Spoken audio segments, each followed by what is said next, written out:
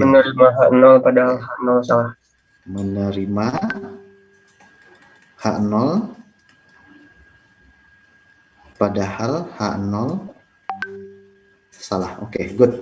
Nah, kemarin kita sudah bicara ini, walaupun kemudian nanti tipe 1 ini lebih diidentikan dengan alfa. Alfa itu apa? Alfa itu kemudian kita kenal dengan apa yang disebut sebagai level of significant.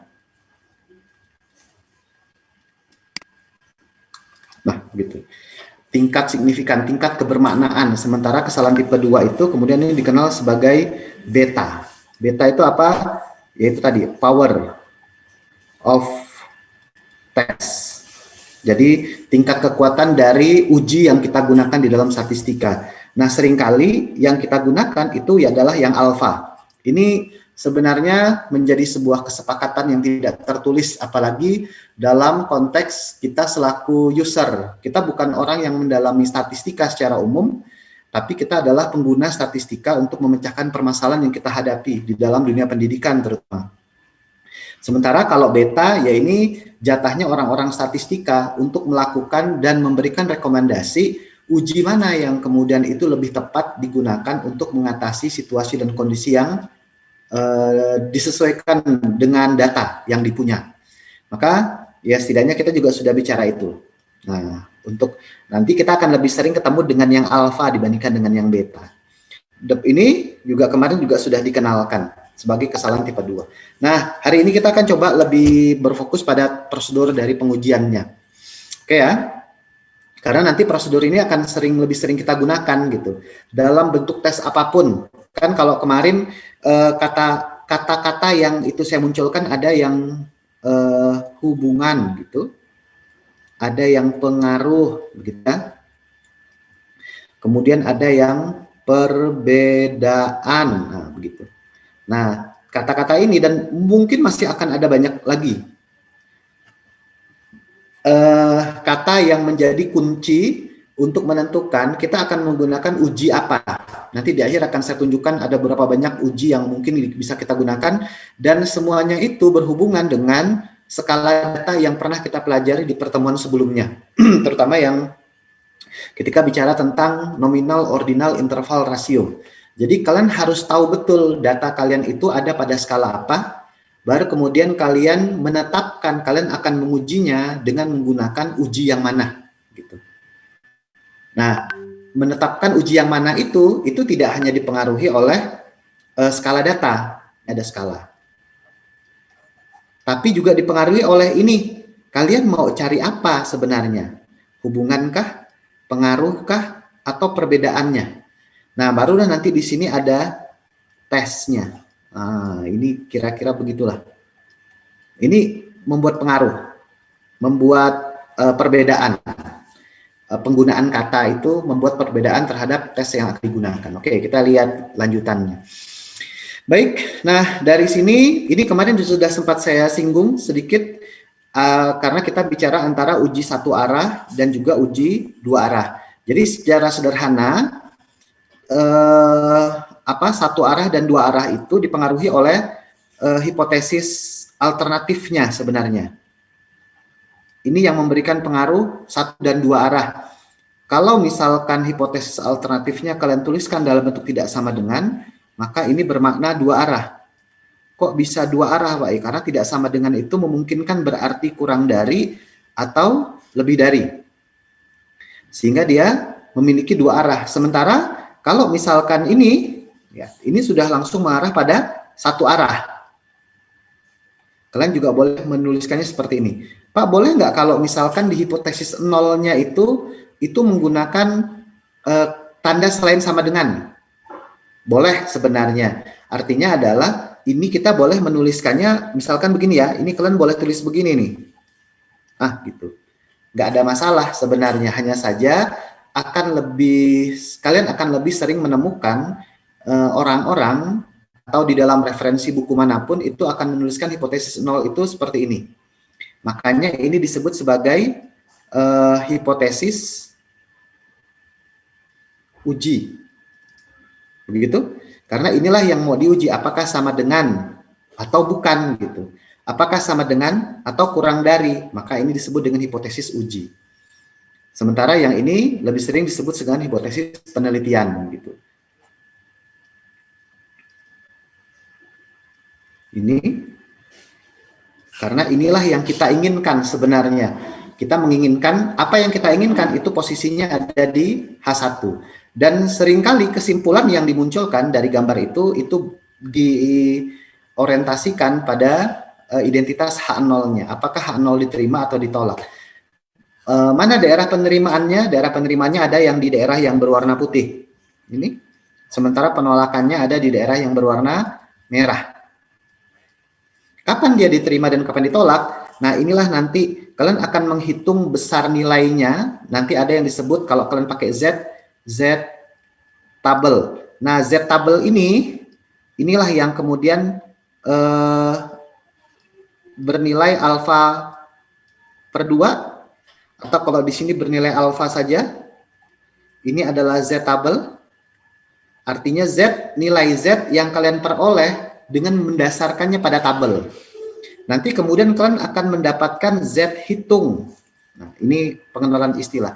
Posisi Z hitung inilah yang akan menentukan hipotesis mana yang diterima. Kalau posisi Z hitungnya ada di daerah penolakan, maka otomatis H0-nya ditolak. Berarti kalian akan menerima H1, hipotesis alternatifnya. Tapi kalau Z hitungnya itu adanya di daerah penerimaan, maka kalian akan menerima H0. Oh, kira-kira begitulah. Nanti kita lihat dalam beberapa soalnya. Oke ya. Dan itu tadi saya berharap kalian sudah silakan buka file tabelnya.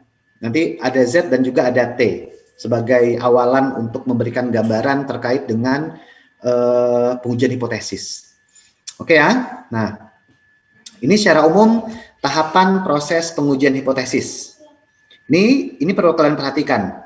Tanda pada H0 ini untuk dua arah itu lebih sering menggunakan ini.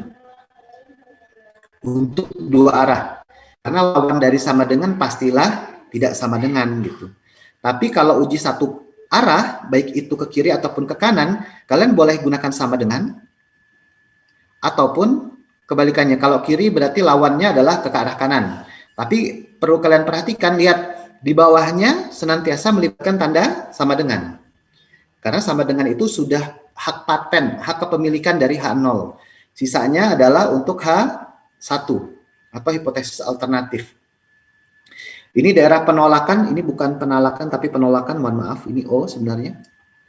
Ini di dua sisi kurva, karena kalau yang ini berarti gambar kurvanya terbagi dua begitu, di kanan kirinya, begini. Ini daerah penolakannya, jadi yang diarsir itu adalah daerah penolakan, sementara ini adalah di sisi sebelah kiri kurva. Ini mohon maaf kalau gambarnya tidak cukup baik. Ini juga sama, cuman ini di sebelah kanan kurva. Nah, kurang lebih begitu. Ini daerah penolakannya. Nah, tahapannya secara umum meliputi ada 6 tahapan umum. Yang pertama menentukan hipotesis H0 dan hipotesis alternatifnya. Nah, nanti kalian jangan heran, di dalam dokumentasi skripsi sebenarnya ada dua jenis hipotesis. Ada yang disebut sebagai hipotesis penelitian. Ada yang kemudian disebut sebagai hipotesis statistik.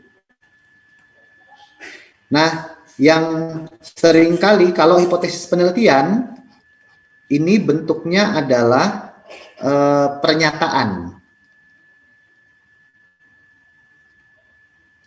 Artinya adalah kalau kalian ingat di kemarin saya sempat menuliskan terdapat perbedaan kemampuan antara siswa yang terdapat perbedaan kemampuan pemahaman antara siswa yang gizinya baik dengan siswa yang gizinya biasa-biasa saja. Nah, itu dinyatakan dalam kata-kata. Kalau dinyatakan dalam kata-kata, ini pernyataan dinyatakan dengan kata-kata, itu disebut sebagai hipotesis penelitian. Sementara hipotesis statistik ini menggunakan simbol statistika. Jadi simbolnya itu tergantung dari kalian mau menghitung apa? Kalau misalkan mau menghitung rata, maka kita tulisnya begini. H0-nya itu mu, nah begitu, sama dengan 12 misalkan. Nah, mu ini adalah statistiknya namanya. Kan ingat ya, di awal-awal dulu saya sempat singgung ada perbedaan antara statistika dan statistik. Karena kita sedang menghitung statistiknya, nah ditulisnya kurang lebih akan seperti itu. H1-nya, ya berarti ini pasti pakainya mu tidak sama dengan 12 kalau dua arah. Kalau satu arah, ya berarti otomatis H1 tinggal kalian mau lebih dari atau kurang dari 12. Nah, kira-kira begitu. Jadi kalau statistika itu dia menggunakan simbol-simbol statistik, sementara kalau penelitian itu adalah dengan kata-kata. Nah, nanti disinilah yang kemudian ini muncul lagi tuh, di sini disebut sebagai hipotesis uji gitu. Nah, yang ini adalah disebut hipotesis uji. Jadi saya harap ini tidak mudah untuk dilupakan karena secara stratanya itu akan sangat berbeda. Nanti biasanya di bab 1 mau tidak mau kalian harus tulis hipotesis penelitian kalau misalkan kalian menggunakan statistika sebagai alat bantu untuk menarik kesimpulan. Jadi harus dengan kata-kata, itu di bab 1. Terus kalau hipotesis statistikanya munculnya di mana, Pak? Munculnya di bab 4 pada saat kalian mengolah data. Nah, yang dimaksudkan di sini ini adalah hipotesis statistik.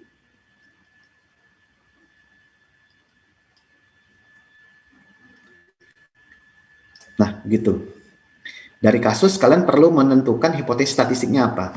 Kemudian kalian pilih taraf ujinya, alfanya. Ya anggaplah ya walaupun terserah sebenarnya kalian pilih 1%, 2%, 3%, 5%, dan seterusnya, tapi yang paling sering digunakan itu adalah 5% dan 1%. Nah, ini yang paling sering digunakan di kita. Kalau 2% Pak, boleh-boleh aja. Selama kemudian mungkin yang akan sedikit terbentur itu adalah pada uji T. Nanti silakan kalian buka-buka uji T. Dia tidak menyediakan seluruhnya, tapi dia hanya menyediakan 1 dan 5% saja. Kalau kalian buka tabel T halaman kedua, maka kalian akan lihat di situ dia hanya kasih alfanya 1% itu untuk yang 2 arah dan 1 arah, dan alfanya 5% untuk 1 dan 2 arah. Kalau tidak salah, nanti kita lihat lagi.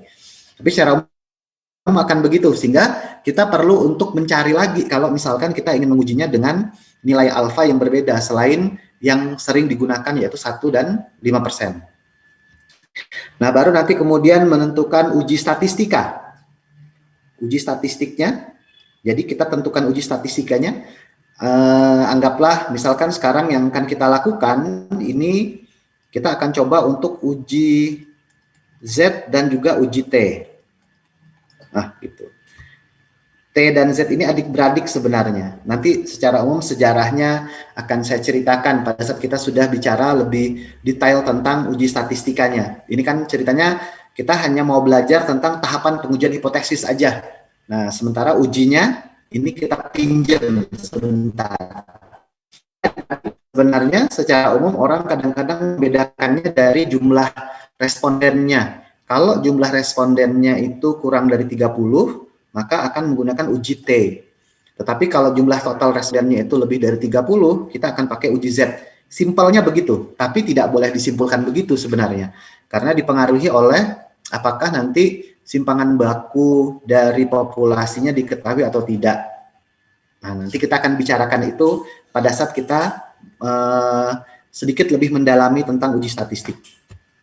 Ini kita tentukan uji statistiknya apa. Kemudian yang keempat, menentukan daerah penolakan dan penerimaan. Ini berarti di sini bicara tentang titik kritis. Nah, disinilah kemudian kalian akan menggunakan tabel. Di sini tabel digunakan. Di langkah yang keempat, kalau yang ketiga itu berarti kalian menentukan ujinya apa. Kemudian yang keempat, kalian tentukan nilai kritisnya atau tabelnya, nilai tabelnya. Yang kelima, kalian melakukan perhitungan uji statistikanya, dan kemudian kalian akan membandingkan kira-kira hasil uji statistikanya nilainya itu berada di daerah penolakan atau di daerah penerimaan. Kurang lebih begitu. Nah, ini salah satu gambaran. Makanya tadi saya katakan kita akan coba lihat yang Z dan yang T. Itu ya. Ini hipotesis nolnya, lihat hipotesis nolnya mu sama dengan mu 0. Ini walaupun saya tuliskan mu 0, aslinya ini harus berupa angka formal. Jadi tidak boleh berbentuk tulisan mu 0 begitu, karena mu 0, karena kita nggak bisa membandingkan kalau itu adalah mu 0. Jadi harus berupa suatu angka. Berapa angkanya, yaitu nanti tergantung dari kasus yang akan kita hadapi. Nah, nilai uji statistiknya itu dihitung, ini hampir sama kan, kalau dulu kita belajar hitung Z itu, nilai Z ini akan sama saja dengan XI dikurangi dengan X bar dibagi dengan simpangan baku. Nah, ini sama, cuman simpangan bakunya dibagi lagi dengan si akar N. Kenapa dibagi dengan akar N? Ya, ini menyesuaikan. Jadi, disebutnya sebagai simpangan baku rata-rata. Kalau ini adalah simpangan baku hasil. Sebenarnya ini tuh nanti boleh ini tuliskannya begini nih. Nah, begitu loh. Jadi ada banyak sampel. Jadi kalau kenapa dituliskan begitu? Ini ada sampel, ada sampel, ada sampel, ada sampel, ada sampel. Nah, begitu. Ini masing-masing dia akan punya rata-rata 1, rata-rata 2, rata-rata 3, rata-rata 4, rata-rata 5, rata-rata 6. Nah, dari masing-masing rata-rata ini diambillah apa namanya, simpangan baku rata-rata. Jadi apa? Simpangan bakunya dari rata-rata yang ada pada setiap sampel. Maka muncullah apa? Formulasi ini. Z sama dengan XI dikurangi dengan X bar dibagi dengan simpangan baku rata-rata. Nah, nanti nilai dari simpangan baku rata-rata ini itu nilainya akan sama saja dengan simpangan baku dibagi dengan akar N. Begitulah kurang lebih. Jadi makanya dituliskannya dalam bentuk ini, Z sama dengan X bar dikurangi dengan mu 0 per to dibagi dengan akar N. Nah, ini digunakan, lihat tuh, jika simpangan baku populasinya diketahui dan N-nya lebih dari 30. Sementara ini pakai Z katanya. Kalau simpangan baku populasi diketahui, N lebih dari 30, pakai Z. Kalau ini simpangan baku tidak diketahui dan N kurang dari 30, pakai T, katanya gitu. Nah, muncul pertanyaan, Pak, kalau simpangan bakunya diketahui, tapi N-nya kurang dari 30, itu pakai apa berarti? Nah, kan begitu kan ya? Nah, nanti obrolan yang seperti inilah yang akan kita diskusikan ketika kita sudah bicara tentang pengujian hipotesis. Karena ada banyak nanti di situ. Jadi nanti ini ada yang untuk mencari perbedaan gitu. Ada yang untuk mencari hubungan. Ada yang kemudian untuk mencari pengaruh. Dan termasuk sebelum hipotesis diuji itu ada uji prasyarat. Nah, mudah-mudahan kekejar lah untuk materi-materi ini. Minimal dikenalkan ke kaliannya. Nah, makanya sementara ini di materi ini kita terima dulu aja 2 di antara ini. Yaitu anggaplah acuannya adalah yang ini saja deh. Kalau lebih dari 30 dia pakai Z, kalau kurang dari 30 dia pakai T. Nah, begitu saja ya sementara ini. Nah, hipotesis alternatifnya kalau H0-nya sama dengan, maka ini bisa dalam bentuk ini. Ini berarti kalau ini otomatis memori kalian harus mengarahkan, oh berarti ini uji satu arah. Ini arah kiri, ini arah kanan. Kalau ini 2 arah. Nah, kalian lihat wilayah kritisnya. Z alpha ini adalah Z tabel. Artinya Z, nilai Z yang diperoleh dengan melihat pada tabel. Sementara nanti Z ini adalah Z hitung. Artinya Z, nilai Z yang diperoleh dari hasil menghitung pakai formulasi yang ini. Gitu. Sehingga kalau nilai Z hitung kurang dari minus Z alpha, gitu, maka dia pasti akan berada di daerah penolakan. Makanya masuk Z-nya itu, Z alfanya itu masuk dalam kategori wilayah kritis. Oke, kita lihat ya. Contoh, misalkan ini seorang guru menyatakan bahwa sekurang-kurangnya siswa memperoleh hasil ujian 62.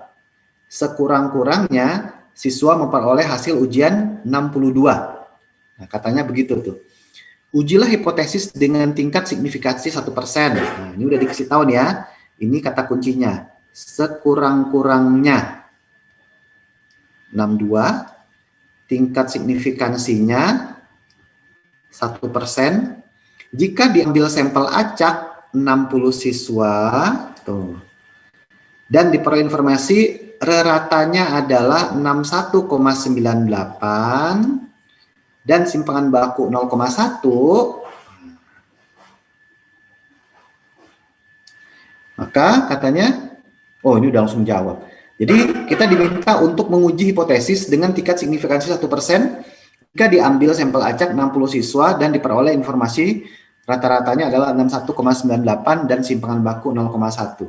Nah, ini yang saya contohkan adalah yang satu pihak. Anggaplah kemudian ini kan guru tuh bilang tuh, oh sekurang-kurangnya siswa memperoleh hasil ujian 62, maka asumsi yang ada di kita secara tidak langsung kita akan berpikir nilai paling rendah yang ada dari ujian itu adalah 62, minimal 62, tapi kok rata-ratanya 61,98 ya, nah, gitu.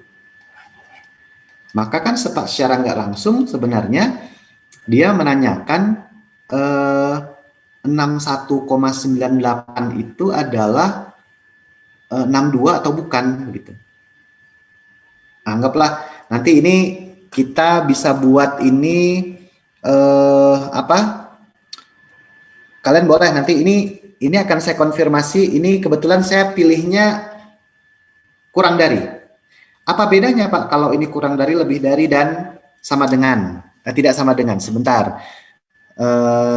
Saya buat satu halaman dulu. Saya tambahkan ini. Itu ya, biar nanti kita bisa lihat ininya, dampaknya. Oke, kita balik ke sini lagi. Nah, misalkan begini.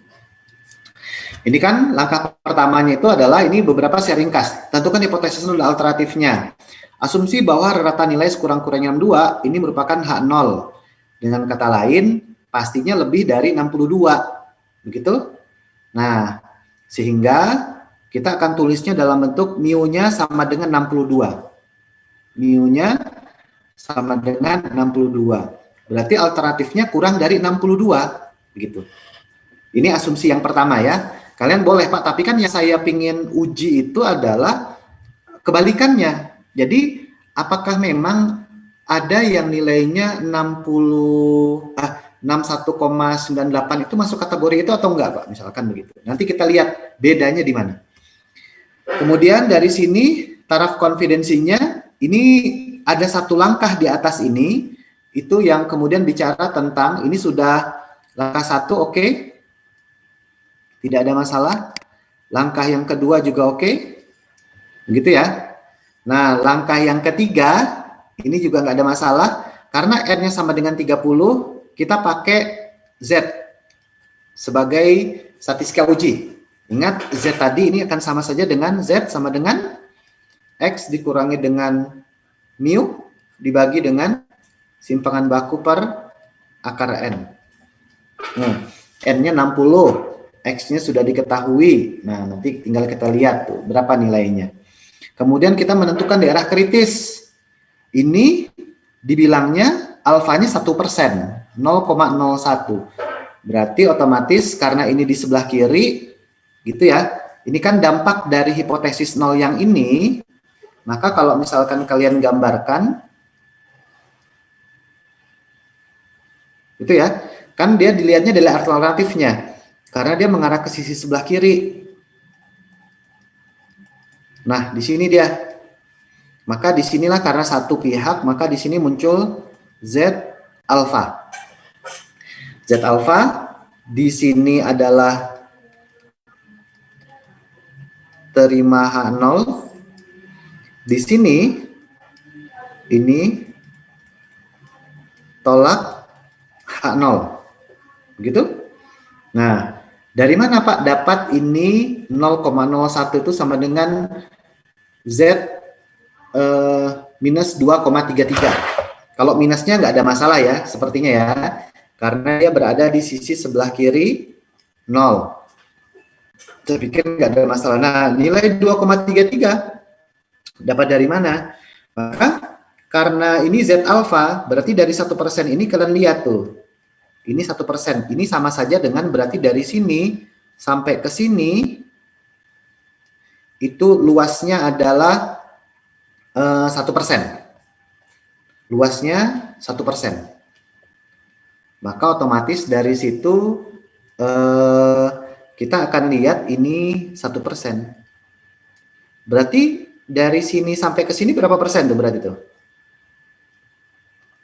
49% kan ya? Nah, sekarang kalian cari di dalam tabel, terutama yang daerah tengah-tengah sini, yang nilainya mendekati 0,49. Mendekati 0,49. Maka kalian akan ketemu tuh 2,33. Nah, misalkan begini ya, mendekati 0,49. Oh, ini. Di sini ada 4898. Di sini ada 4901, ini 4904. Maka yang dekat dengan 0,49 yang ini. Ini lihat 2,33. Gitu? Bisa ya? Kenapa dapat 2,33? Minusnya karena posisinya di sebelah kiri dan 2,33 ya karena dicari yang mendekati 0,49. Kenapa kok 0,49 Pak? Ya kan karena dia kasih tahu tuh signifikansinya 1% di sebelah kiri, berarti dari sini sampai ke arah kiri itu terus itu 1% luasnya atau 0,01. Berarti sisanya dari 0 sampai titik Z alfa ini ya 49%. Ini kebetulan gambar saya nggak proporsional, sehingga seolah-olah 1% kok gede banget ya, nggak ada masalah. Yang penting identitasnya pas gitu. Karena susah membuat gambar yang cukup rigid. Nah, langkah berikutnya apa? Kita sudah punya daerah kritis, artinya adalah dia akan bernilai kurang dari minus 2,33. Nah, angka berikutnya ya kita lihat berapa nilai Z hitungnya. Enggak keluar. Nah, ini. Begini, kita dapat X-nya itu, X bar itu berarti dari sampel yang diambil. Mu-nya 62 gitu. Mu-nya 62. Sampel yang diambil katanya rata-rata 61,98. Mu-nya 62. Simpangan bakunya 0,1 dan sampel yang diambil jumlahnya 60. Maka dari sini didapatkan hasil minus 1,55. Dapatkan hasil minus 1,55. Nah, maka karena nilai uji statistik Z minus 1,55 lebih dari Z 0,01 atau minus 2,33, maka H0 diterima. Kok bisa begitu Pak kesimpulannya Pak? Nah, inilah pentingnya gambar. Sebentar saya ini. Nah, ini. Jadi, ini kan tadi nilai Z tabelnya. Ini ya. Ini adalah nilai Z tabel yang sekaligus menjadi batas dari nilai kritis. Sementara kalau minus 155 itu kan posisinya nggak mungkin di sisi sebelah kiri ya, karena ini minus 2,33, semakin ke kiri nilainya pasti semakin besar, semakin ke kanan makin kecil. Nah, paling nggak disinilah tuh kurang lebih nilainya tuh. Ini adalah Z hitung. Ini nilainya adalah minus 1,55. Nah, kan daerah yang putih ini adalah terima H0. Sementara yang merah ini adalah tolak H0.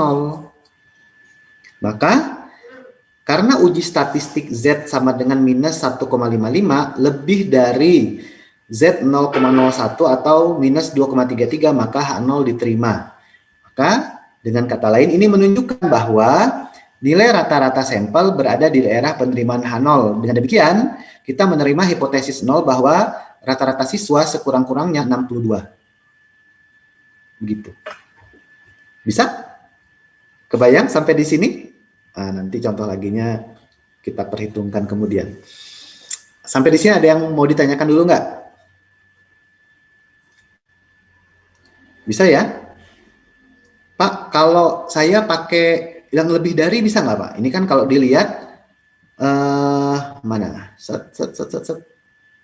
Nah, ini kurang dari ya hipotesis alternatifnya. Ini mungkin nanti saya akan terkadang menulis hipotesis alternatifnya dengan menggunakan A ataupun 1, saya harap kalian tidak bingung. Nah, misalkan apa konsekuensinya kalau saya ambilnya lebih dari, Pak? Kita lihat. Set. Bentar. Mana tadi? Udah ditambahin kok nggak keluar ya? Sebentar ya.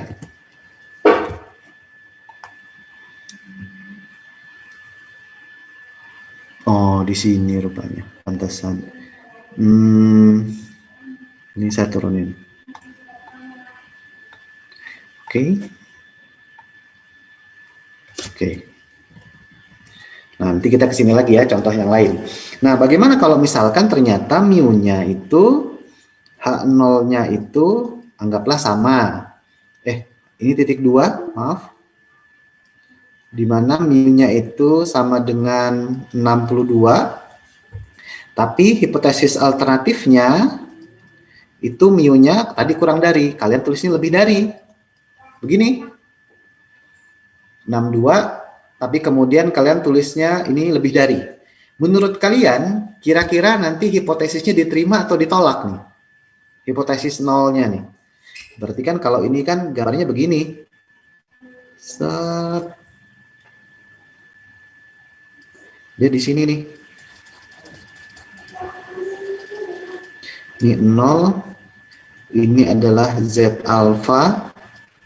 Sama ya, karena cuma 1%. Ini kesininya 1%, 1%.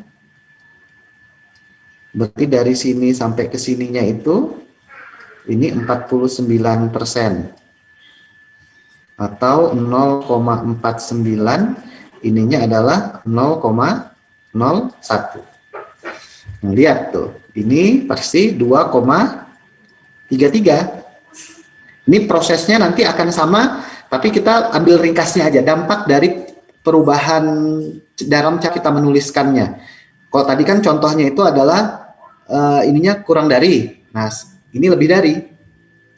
Artinya ketika kemudian kita dapat Z hitungnya itu, ini kan sama ya, ini adalah X bar dikurangi dengan mu dibagi dengan simpangan baku per akar N, ini hasilnya akan sama dengan, berapa tadi tuh? Ini minus 1,55. Minus 1,55. Posisinya ada di mana?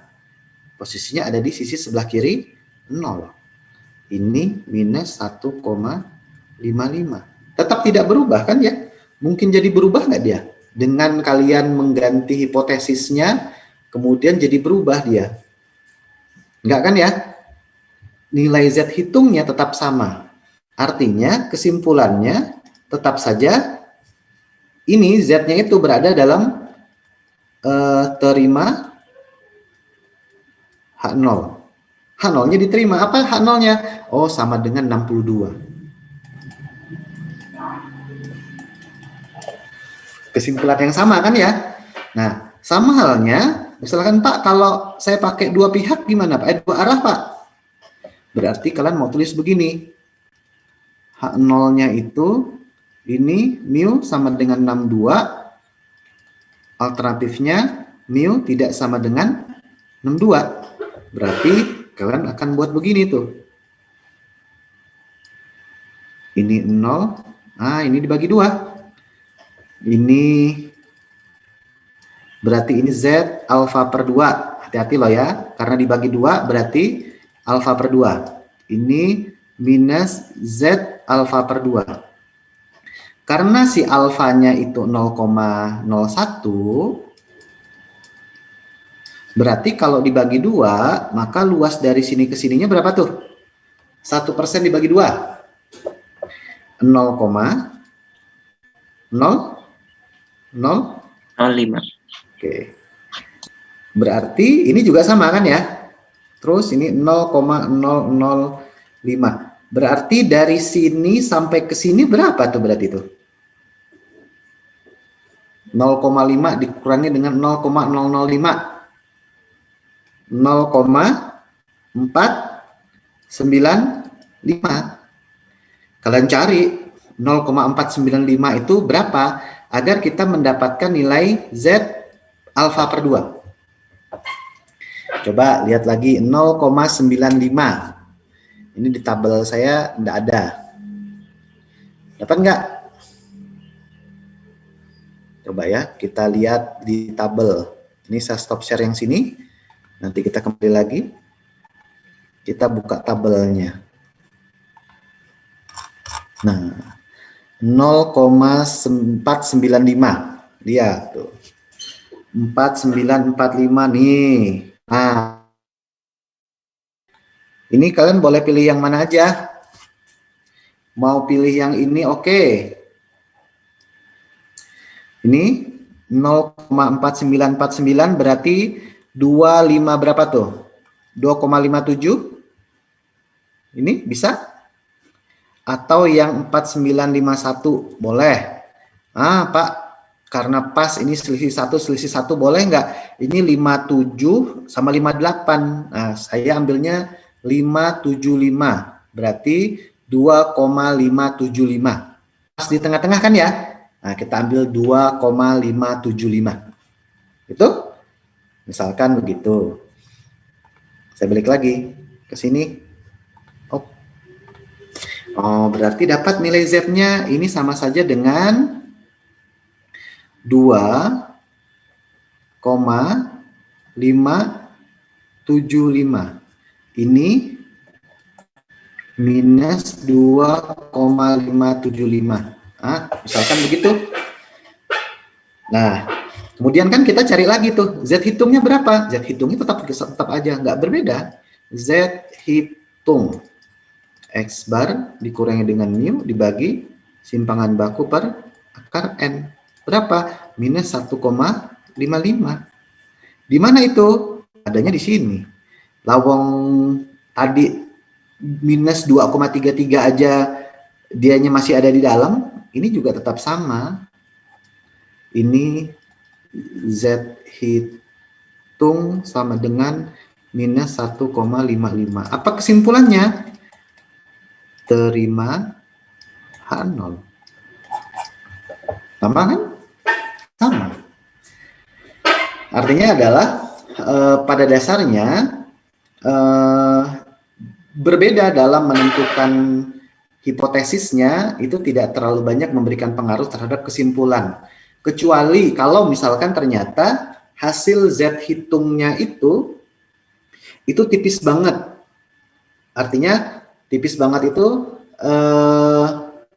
berpeluang bagi kita untuk bisa menolak, padahal dia mungkin benar.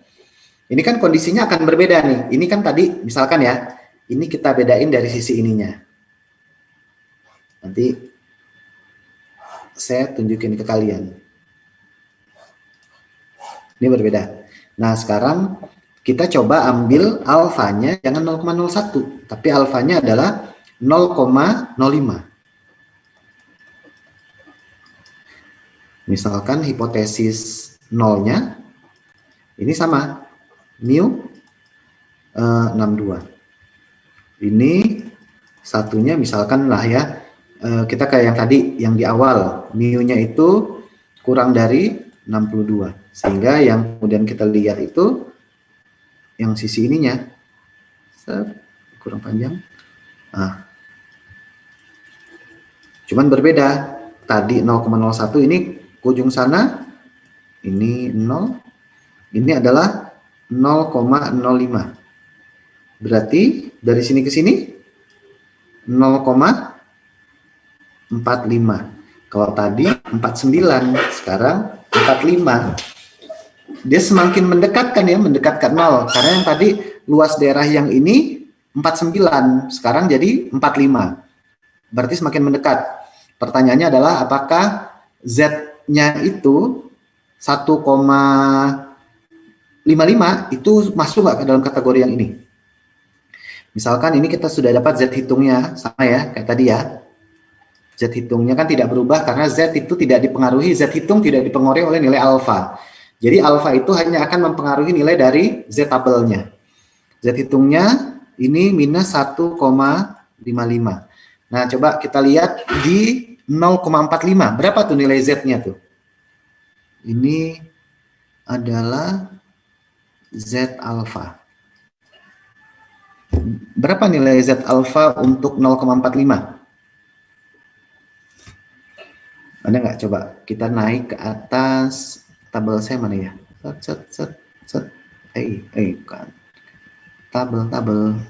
Nah, ini kalau misalkan dilihat di sini 45 itu berarti, nah antara ini hampir sama nih dengan yang tadi nih. Ya, ini ya 45 ya, 164 atau 165. Karena dia pas di tengah-tengah, saya tulisnya 1645 deh. Pas ya, ini kan selisih 5, yang ini di bawah, ini sisi 5 di atas. Saya ambil tengah-tengahnya, berarti ini 1,645. Ini akan jadi nilai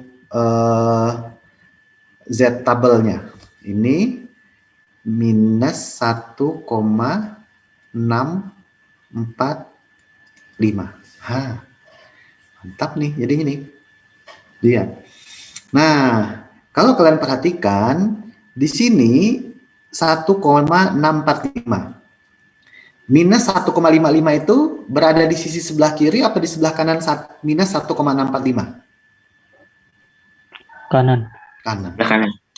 Berarti di sini kan ya? Nah, ini minus, ini di sini adalah minus 1,645, di sini minus 1,55. Tetap saja hasil kesimpulan akhirnya terima H0. Nah, tapi yang perlu kalian perhatikan, lihat, ini sudah hampir nyaris tuh. Nyaris artinya adalah kalaulah kemudian kalian memperbesar nilai alfanya, maka ya berkemungkinan si kesimpulan akhirnya itu adalah jadi tolak H0. Cuman kan ketika tolak H0-nya itu kita kan maunya apa? Si 61,98 ini secara matematis ini kok dibulatkan Pak, ini 62 juga sebenarnya. Nah, cuman kan kita maunya melihat itu secara statistika berdasarkan pada hasil pengujian hipotesisnya. Kalaulah kemudian alfa diperbesar, ini misalkan ya, diperbesar dari 5%, anggaplah kalian tambah lagi tuh, jadi 7%, berkemungkinan nanti malah jadi tolak H0. Oh, nggak sama, tapi ketika kita melakukan itu, maka berpeluanglah kita melakukan kesalahan tipe 1. Kesalahan tipe 1 itu apa? Menolak H0, padahal H0 benar gitu. Karena apa? Oh, alfanya kegedean. Ini kan kalau misalkan ambil alfanya 7%, 0,07, ini sama ya.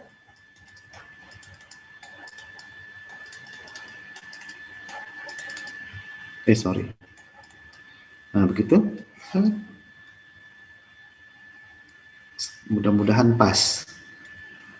Ini ke sana 0,07. Ini 0. Nah, kita lihat ini kalau misalkan ini berarti daerah ini itu sama saja dengan 0,43. Ini adalah nilai dari Z alfa. Berapa 0,43? Kita naik dulu ke atas. Oke. 0,43. Nah, ini ya. Ini 4292, berarti kurang lebih 8 poin, ini 6. Anggaplah kita ambil yang ini deh, 1,48 ya. Yang ini ya, untuk 7% nih. Karena jaraknya berbeda, susah ngambil yang di tengah-tengahnya. Kita ambil dengan logika yang paling dekat ke 43, kalau yang 147 itu 1,47 itu dia selisihnya 8 poin, sementara kalau yang 148 selisihnya 6 poin. Jadi kita ambil yang 1,48. Kalau misalkan ini yang kita lakukan, ini berarti minus 1,48. Di sini nih, ini minus 1,48. Dan nilai Z hitungnya minus 1,55. Tuh, di dalam dia. Nah, ini Z hitung. Ini sama dengan minus 1,55. Artinya kesimpulannya jadi tolak H0. Dengan kata lain, kalian nggak setuju tuh kalau misalkan 61,98 itu sama dengan bisa dikatakan sebagai 62. Kita menolak itu. Nah, tapi inilah yang kemudian disebut sebagai kesalahan tipe 1.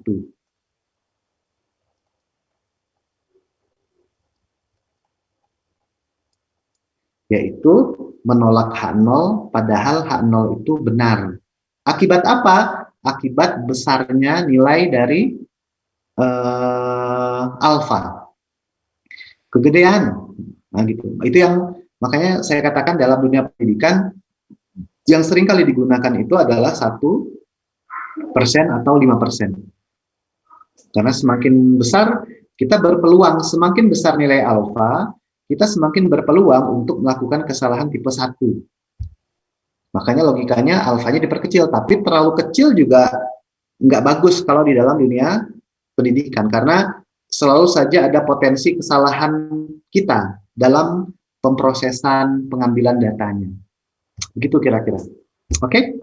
Baik, sampai di sini ada yang mau ditanyakan barangkali? Tidak ada ya? Mau bertanya Pak. Ya, baru silakan.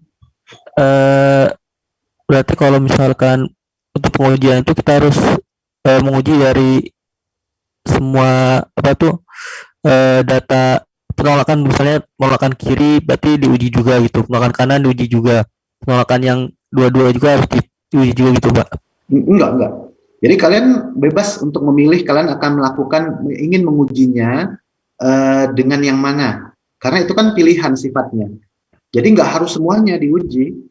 Cuman saya hanya ingin menunjukkan dengan cara uji apapun, kiri, kanan, atau yang tidak sama dengan, dia harusnya memberikan kesimpulan yang sama begitu. Yang membuat dia berbeda itu adalah justru pemilihan besar kecilnya alfa. Semakin besar nilai alfa, itu berkemungkinan hasilnya jadi berbeda karena alfanya. Tapi kalau alfanya tetap, tapi kalian memilih untuk melakukan uji satu sisi, satu arah atau dua arah, nggak ada masalah gitu ceritanya.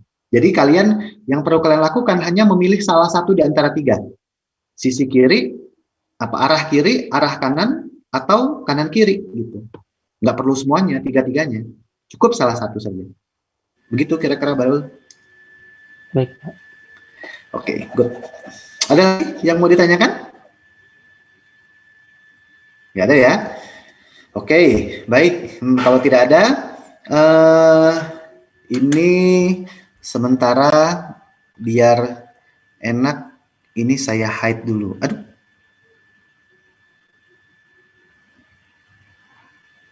Oke, kok malah saya tutup ya?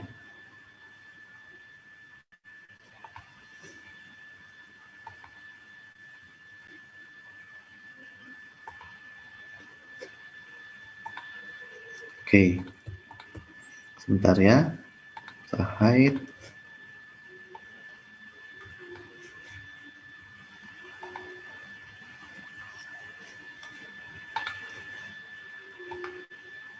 Oke. Nah, yang tadi, yang catatan itu saya hide dulu, biar enak. Nah, kita lihat contoh yang kedua. Nah, cuman itu tadi yang saya katakan, sementara kita tidak perlu memperhatikan apakah simpangan baku populasinya diketahui atau tidak.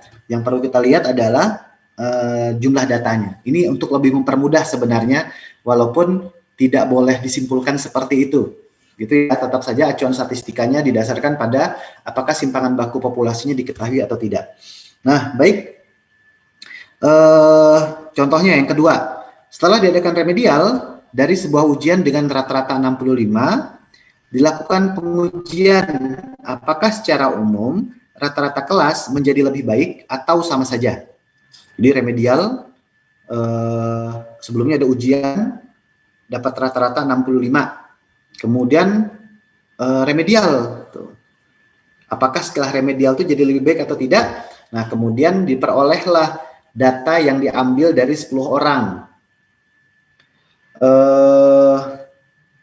Dan diperoleh rata-rata dari 10 orang itu ya 65,02 dengan simpangan baku 0,024. Lakukan pengujian dengan taraf signifikansi 5%. Ini yang jelas kalau begini berarti kalian harus bisa mengidentifikasi, oh ini adalah rata-rata untuk populasi, berarti ini mu.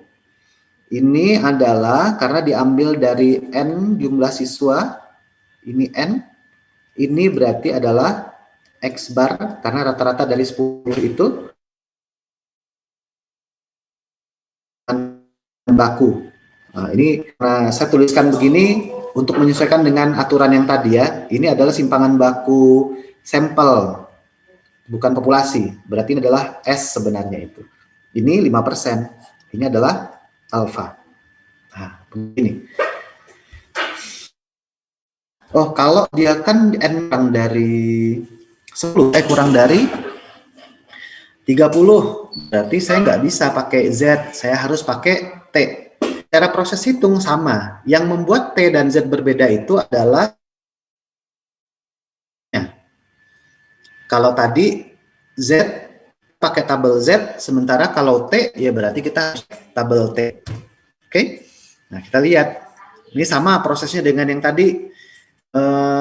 Remedi hasil jika rata-rata nilainya 65, nanti diasumsikan rata-ratanya mu sama dengan 65. Sehingga, nah ini kita coba dua arah, tidak sama dengan. Nanti kita lihat lagi, untuk membuat pembuktian kalau kiri dan kanan apakah hasilnya konsisten atau enggak. Taraf konfidensialnya 0,05. Gitu. R-nya 10, makanya kita pakai T. Nah, kalau kalian perhatikan di dalam uji T itu ada notasi V kalau di tabelnya. Coba kalian lihat di tabelnya. Di sini nggak kelihatannya. Ini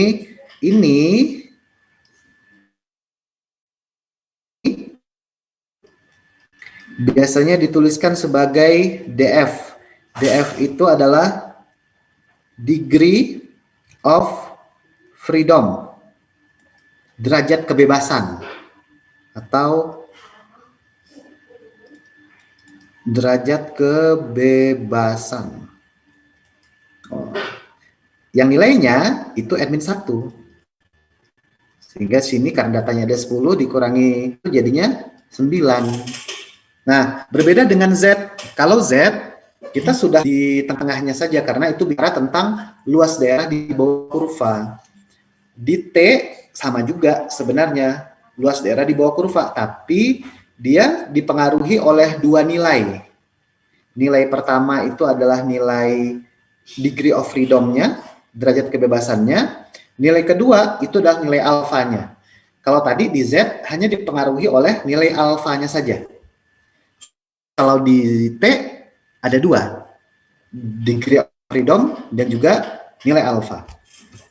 Saya pikir ini sampai dengan proses ini nggak ada masalah ya. Proses 1, 2,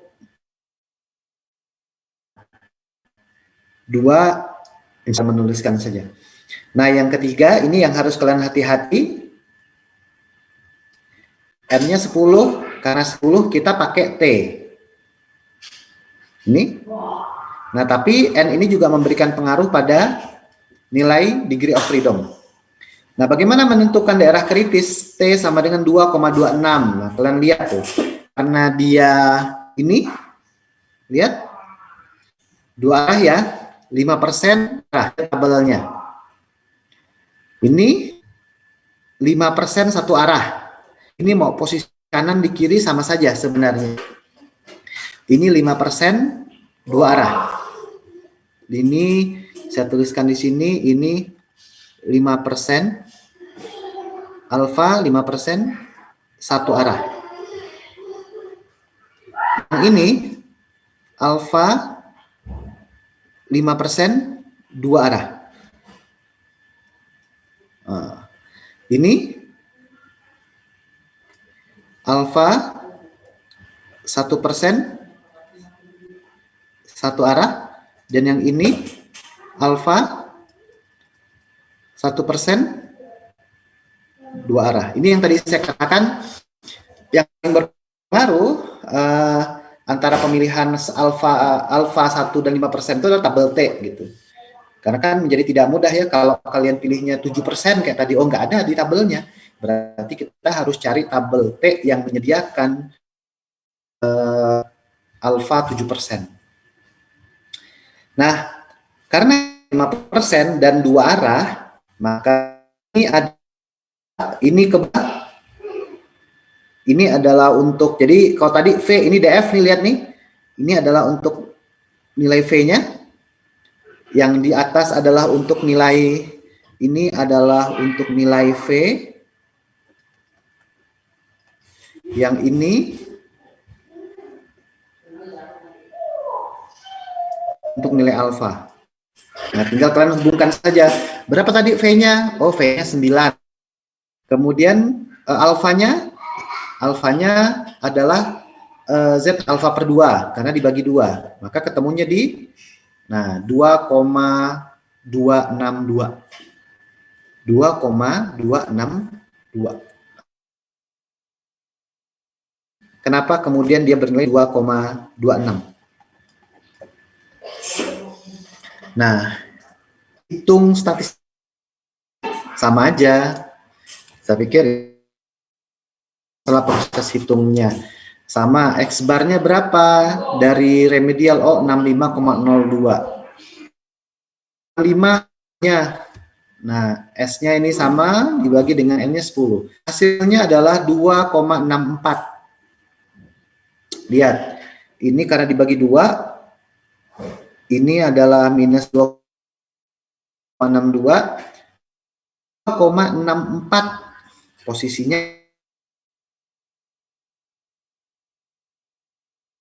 Karena dia berada di daerah penolakan ini, karena statistik uji T 2,64 jatuh pada daerah penolakan.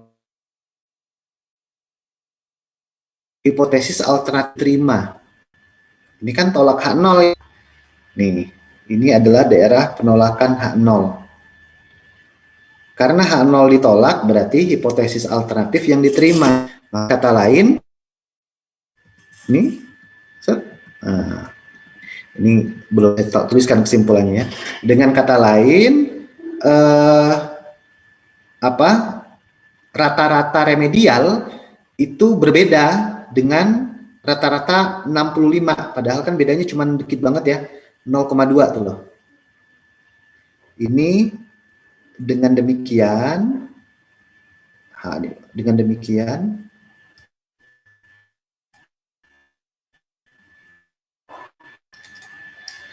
dapat disimpulkan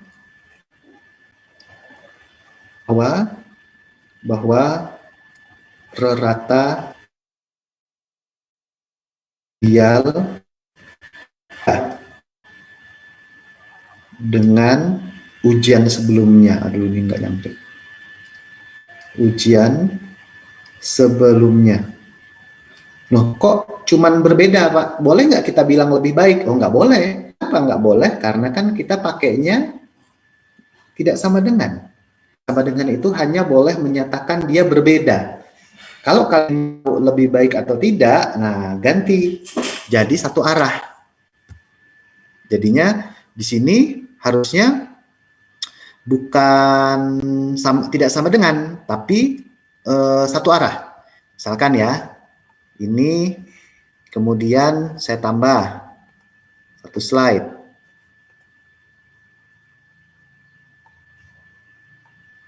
Nah, kita mau tulis ini mu-nya. Ini salah. Oh, ini benar. 65 H0. H1-nya mu lebih dari 65. Berarti kan gambarnya begini. Set. Nah, satu arah di sisi sebelah kanan. Karena alfanya persen, berarti kalian lihat di situ T alfa. Nah, T alfanya. Kita lihat kalau misalkan dia satu arah, ini alfa 5%, kemudian V sama dengan DF, ini 10 dikurangi 1 sama dengan 9. Berapa nih? Berarti kalian ambil yang kiri, yang ini. Lihat 9, 1,83. 1,83. Nah, T hitungnya ini akan sama dengan berapa tadi T hitungnya? 2,64. 2,64. Tetap masuk dalam daerah ini. Kesimpulannya adalah tetap tolak H0. Karena dia 2,64-nya ada di sini. 64 atau T hitung H0 gitu. Bagaimana Pak kalau kami maunya begini, H0-nya itu mu sama dengan 65, HA-nya itu H1 mu kurang dari 65. Nah, ini agak kalian ada sebelah kiri dia. Ini 0. Maka ini adalah T alfa. Ini akan sama dengan minus 1,8.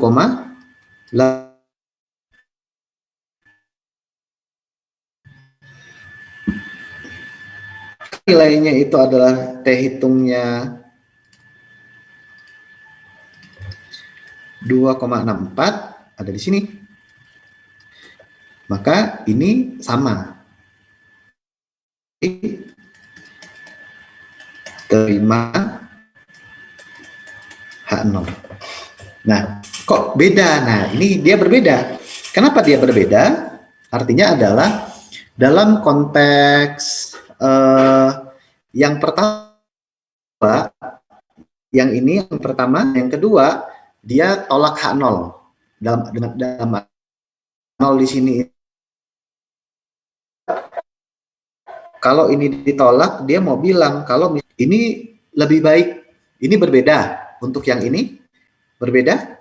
Kalau yang ini kita bisa tuliskan hasil remedial lebih baik.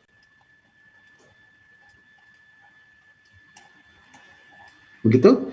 Kalau lebih baik Pak, ini adalah inisial untuk lebih baik. Sementara yang ini hasil remedial sama dengan hasil ujian sebelumnya. Justru ini bahaya kalau misalkan kalian tolak H0 gitu. Jadi 65,02 itu dianggap kurang dari. Kebayang bedanya? Jadi karena pasangannya itu adalah kurang dari. Kalau pasangannya lebih, kalau H0 lebih ngeri lagi karena nggak cocok dia. Makanya dipaksa harus terima H0. Gitu. Ya, maksud saya seperti yang tadi yang ditanyakan oleh Bahrul, eh, apa? Kalian boleh menggunakan notasi apapun. 3 basis alternatifnya. Kurang dari, lebih dari, dan tidak sama dengan.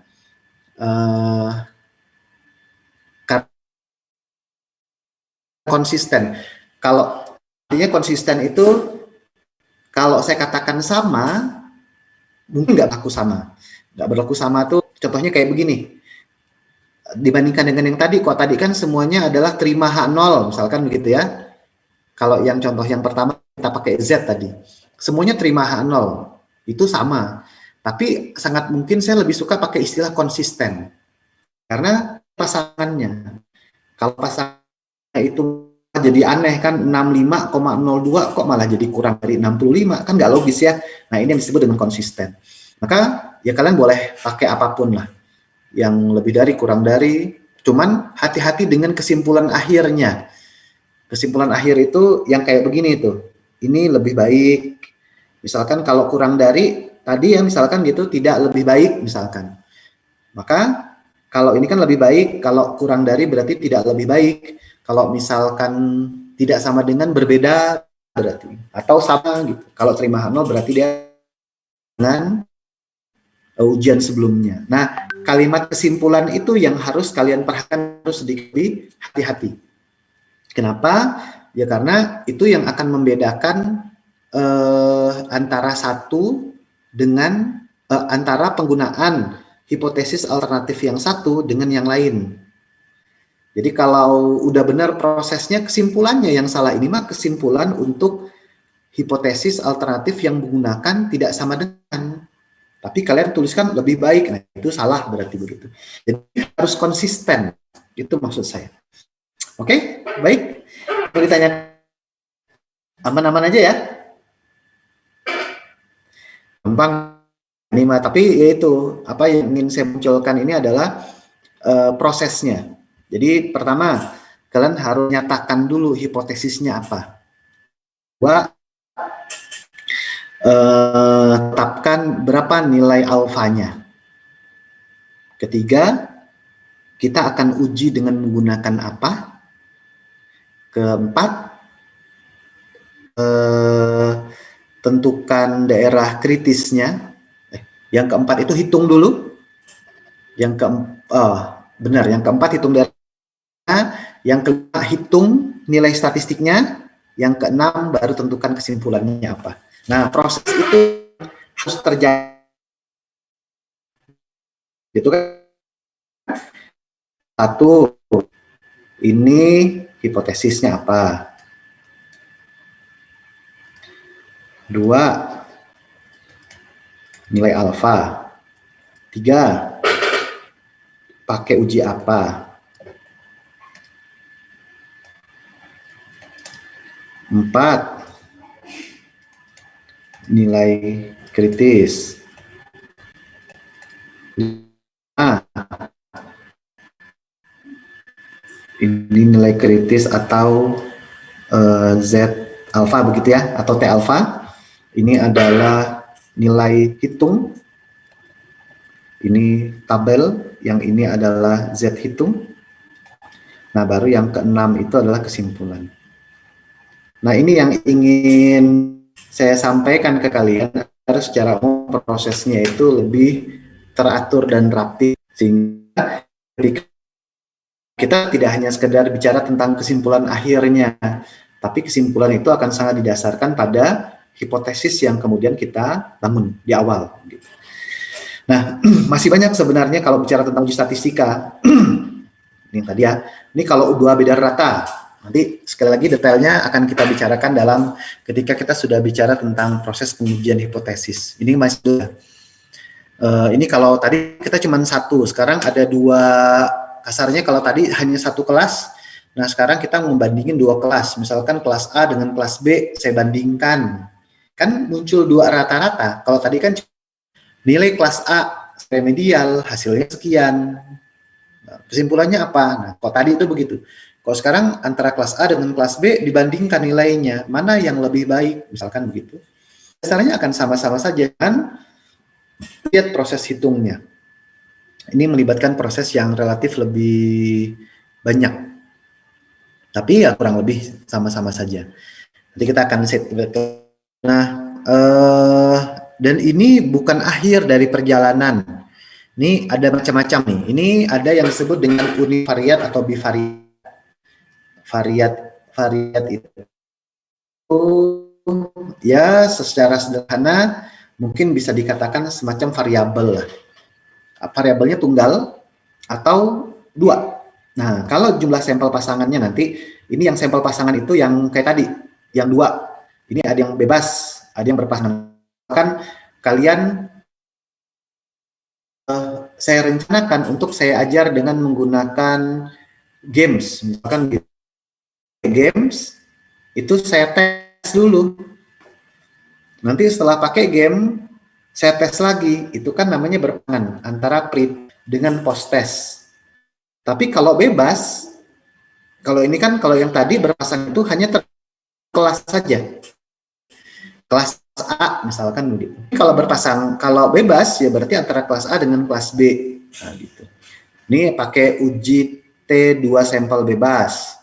Kalau lihat, ini adalah skala datanya, rasio atau interval. Kalau ordinal atau ini ordinal, rasio interval atau ini tidak normal. Jadi ini pilihannya begini, dia rasio interval dan distribusinya normal. Ini ordinal atau rasio interval tapi tidak normal, pakainya Human-Whitney, ada pakai Wilcoxon. Nominal kategori pakai uji chi-square atau Fisher. Ya, kalau berpasangan ini pakai tes sampel berpasangan. Ini pakai Wilcoxon, ini McNemar. Ini lebih dari 2 pakai ANOVA 1 jalur. Kemudian ini uji Kruskal-Wallis, chi-square dan kawan-kawan. Banyak. Termasuk nah nanti ini yang saya katakan ini tujuan ujinya, ini perbedaan, lihat. Ini kata yang waktu itu sempat saya sampaikan. Korelasi itu berarti hubungan, punya korelasi atau tidak. Nah, ini juga sama, ada banyak sebenarnya.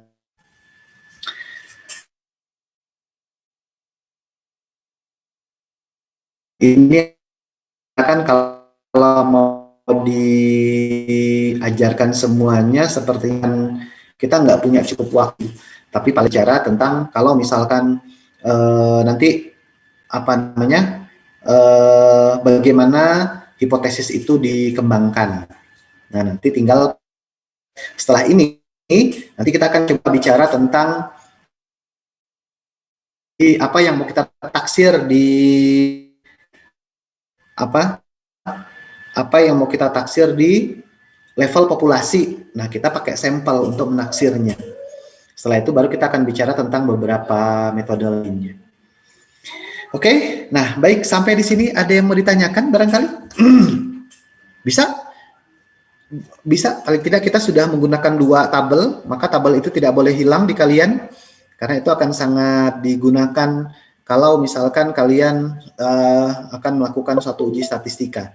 Walaupun yang kita pelajari ya relatif lebih sederhana lah ya, karena kan di level S1 ya kompleksitasnya mungkin tidak dituntut sampai sedemikian rupa sehingga dibandingkan dengan kalau nanti kalian lanjut ke S2 atau ke S3. Baik, sampai di sini ada yang mau ditanyakan barangkali? Masih aman-aman saja? Jelas ya? Insya Allah. Nah, syukur deh.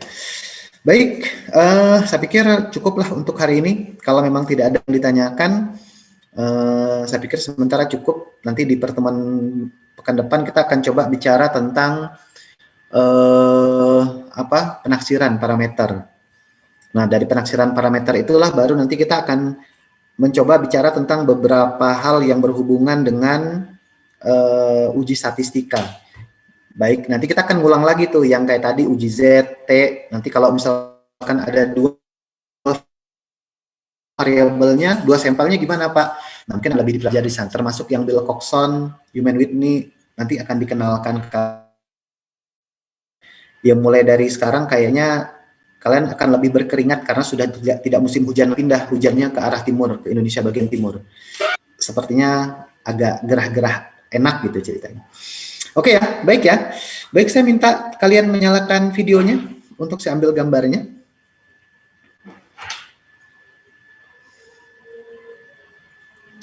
Oke, siap. Saya ambil satu. Yang pertama dulu ya. 1, 2, 3. Oke, sebentar.